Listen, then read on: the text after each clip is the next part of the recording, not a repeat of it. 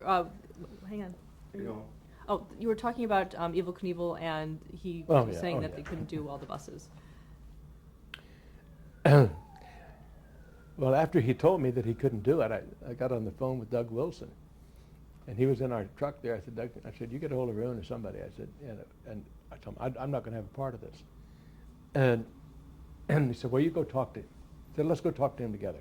So Doug came out, and he had done all the jumps of Evel Knievel that ABC did, and we did most of them, including the Snake River Canyon. And I was the elected person to do the commentary on it because Evel and I got along together. He was an old football fan, and he figured that, he's a real macho, tough guy, and he thought I was too, which he was terribly wrong. But he and I got along just great.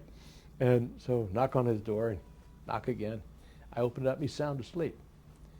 And that'll tell you about something about the guy. In about an hour and a half or 2 hours, he's going to try to jump 21 buses that he doesn't think, and a motorcycle is going to be doing about 100 miles an hour. So I said, Robert, I said, what do you think? He said, I'll do it. No problem. Well, long story short, big build-up, sold out Wembley Stadium because everyone in London wants to see this maniac from the United States who've been giving all their bobbies all the trouble. And it was jam-packed. So he comes out and did his customary wheelies around with the cape flowing, going through smoke, and then he finally goes up this long ramp to the top of Wembley Stadium. And he had already told me, and I was down on the field with the microphone. And we were doing what they call live to tape. We were calling it live, and it was going to go on the air back in the States the way we called it. And so he had told me that when he gave me the thumbs up, he was going to go. But in the meanwhile, he did a couple, and the entire stadium sort of collecting, and then he would stop right at the edge and tease him. And he was a great audience builder. So finally, he goes back up, way at the top corner, and he goes, and I know I was going to go. And he was right. He made 20 and a half buses, and it was, oh man, it was a mess. And I had been with him with a couple of other falls, one up in Oregon, and this one I knew was bad. And he tumbled down the ramp, and the bike followed him down almost, then landed on top of him. And I dropped the microphone. I said, forget this. He's a friend of mine. I ran over and was trying to pull the bike off him with a couple of the other security people. And he finally got the bike off. I knew he had a bone sticking out of one arm and the blood coming out of his mouth. And I thought, it's got to have massive internal injuries. And I just was so mad at that I was even involved in this. And all of a sudden he said, Giff, Frank. And I thought, well, he's going to give me some last words or something for his family. I lean over and he said, Frank, get that broad out of my room. He was going through a divorce thing with his wife. I said, oh no, what an assignment I have. And I said, Bob, how bad are you? He said, I'm going to walk out of here. I said, you can't walk. I said, I'm going to get you out of here. You're going to bleed to death. Something like that. And so he said, get me up. So if you ever see Wide World, that's me carrying him out of Wembley Stadium. He was a rare bird, and he, in all honesty, was what television made him. And, you couldn't, without television, who would care whether he was jumping over canyons or buses or trucks or whatever. But it takes about 7 seconds, I think that we timed at one time, for him to reach 100 miles an hour and go over. And we turned that into an hour and a half show, only in television. What has television done for sports? We could ask that question either way. What has sports done for television, and what has television done for sports? It's a great marriage. And particularly the way Roone Arledge approached it, captured for the moment, what's happening for the moment. And with the technology that's changed over the years, it's just incredible.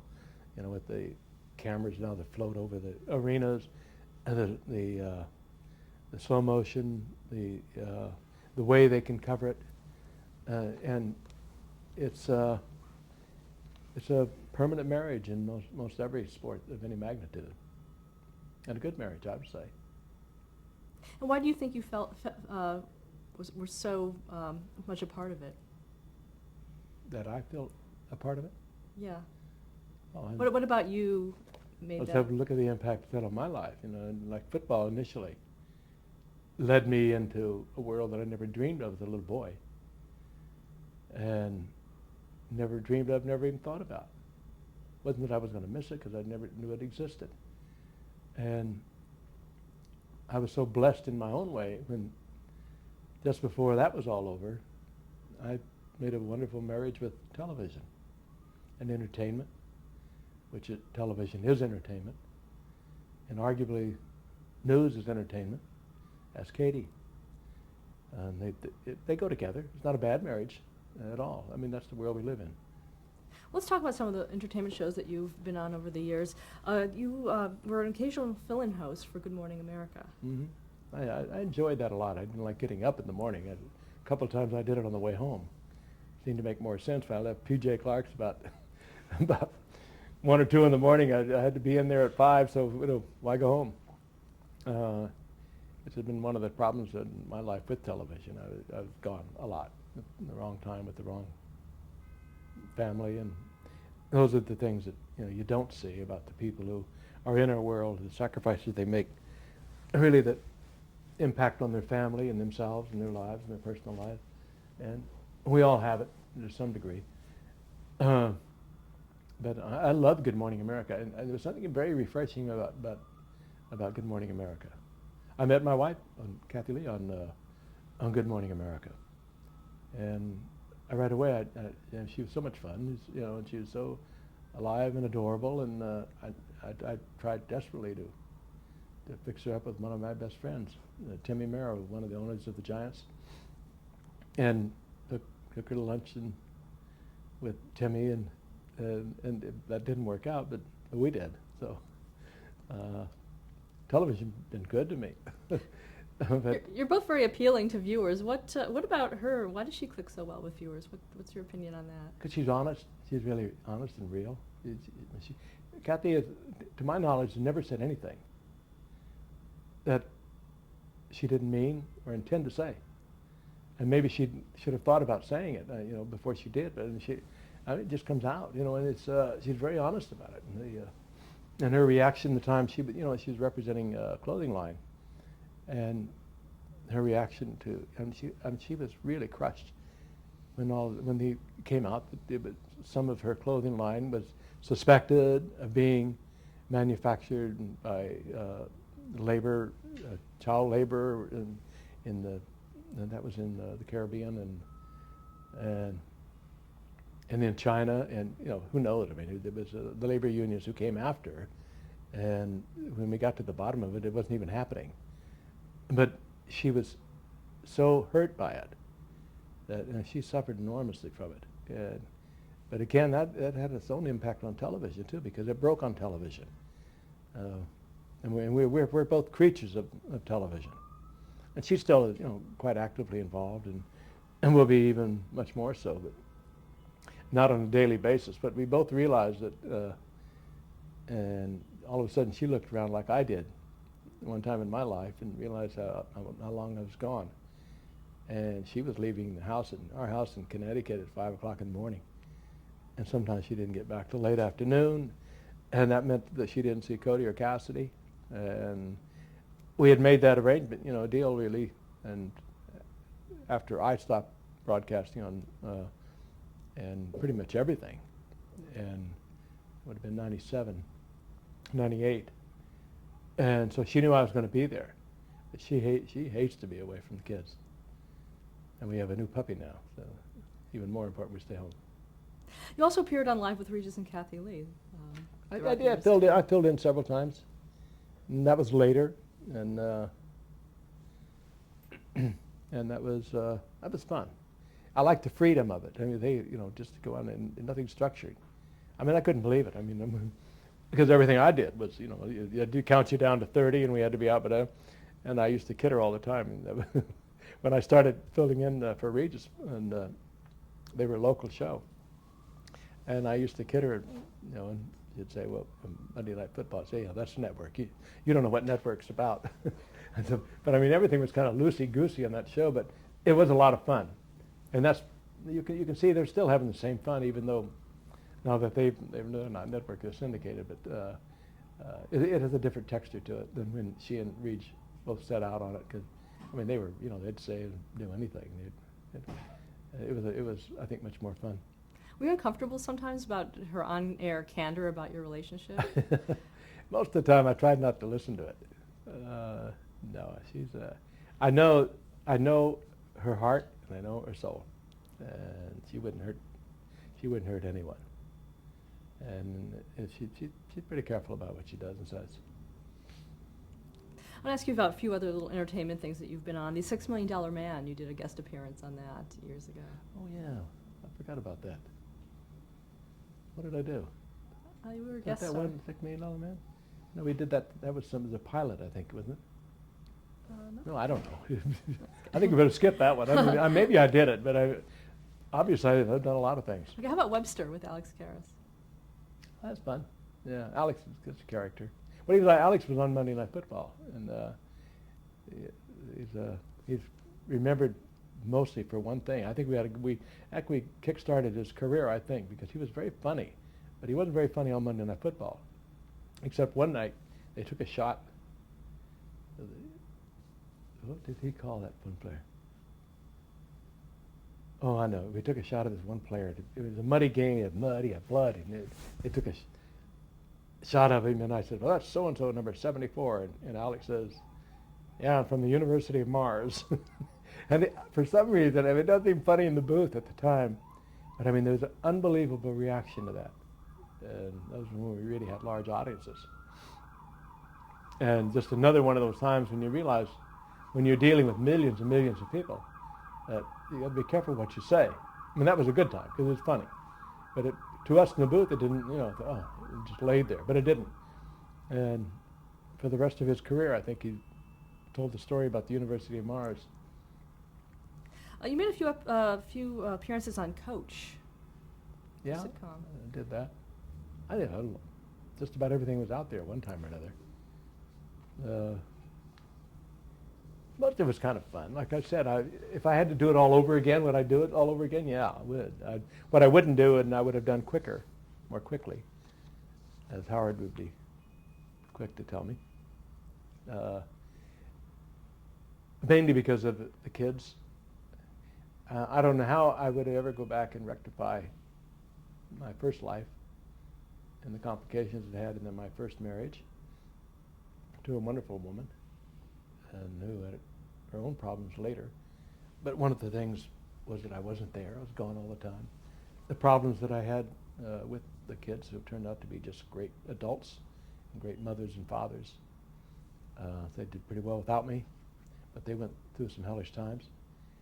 And I know that they love me because they talk to me all the time. And when I had an anniversary recently, and I got up and I basically sort of apologized to them, and they laughed about it. They said, Dad, you were always there when we needed you. So I like to think that they're right, but I know that I wasn't.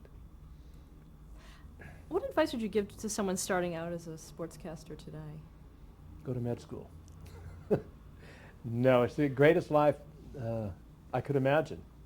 Full of excitement. It has the drawbacks that I just spoke of. It has disappointments. It has some of them that you can do something about, some you can't. You work for a network and they lose the rights to major events, and you're under contract. In today's world, they seem to jump around anyway, so I have a hard time keeping track of who's doing Monday Night Football anymore. If you ask me right now, I honestly wouldn't know. CSPN, Joe Theismann. I don't know the other two people. It's a more diluted world than when I got involved in initially. We had the best of it, I'm sure of that, in terms of fun, in terms of building something, and the excitement of doing something totally new and different. I was blessed to be able to be a part of that. I was blessed to have worked for Roone Arledge and know him like he was my brother. I was blessed to play football for Wellington Mara, who became like a father and then later like a brother. And Pete Rozelle, the National Football League. These are great, great people that I met. And that's a long way from going in the oil fields out of high school in Bakersfield. So it's been a great trip. What kind of fan reaction do you get when you're recognized on the street? I've got a really good base, I think. I mean, just walking over here, and hey Frank, 2 or 3 times. I even had a goofy-looking cab driver. I don't know what he was. I better be careful what I say, but he was from some other part of space, but he knew I was, and he could only speak English. And it's been a long time since I've had major exposure, and no, I have found that almost universal in I don't think press-wise, media, the print media, I don't think I've ever had they don't dislike me. I think they thought I represented total mediocrity. But I think they're confusing making something work with mediocrity. I think there's a big difference. And I came into football. I didn't have any urgency to promote myself. Where was I going to go? Not as much as you could do in football. That was one world. And I've got another great Emmy at home from Monday Night Football. I'm working on getting an Emmy for being a really good daddy. What do you think is the biggest misconception about you? I don't know. And I honestly don't care.